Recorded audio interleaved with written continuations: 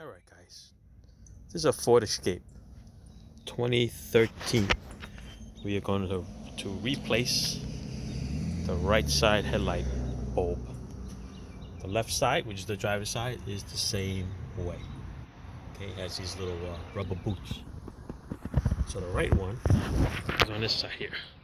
There's the high beam. That's the low beam. Alright, in order to get that out, we're going to remove this boot. Pull it by the tabs, or just peel it back. There you go. Alright, and right inside there is the bulb.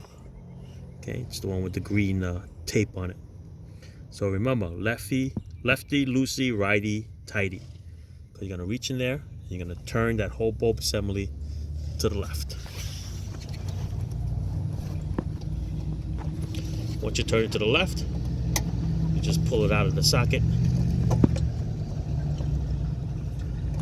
And you have to remove it out of the hole. There you go. Okay. Once it's out of the hole, there's a little tab right there. You're going to push that tab in and you're going to separate the bulb. There you go. See it? There's the bulb right there. And there's a little tab right here. Push this little tab in and the bulb slides right out. Let's see here. Hold on.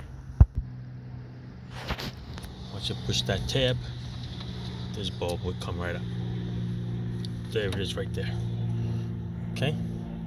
Now on a new bulb, whatever you do, do not touch that lens. Do not touch the glass. Wear rubber gloves. Because the oil on your skin will put a little burn mark on that glass and it might wear out.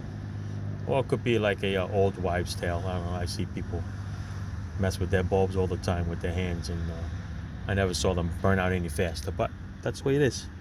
Alright, this is a H11 bulb. We'll run to the store and we'll go change it out. The same thing, alright? Just got to plug it back in, righty-tighty, and then put that little bulb back in.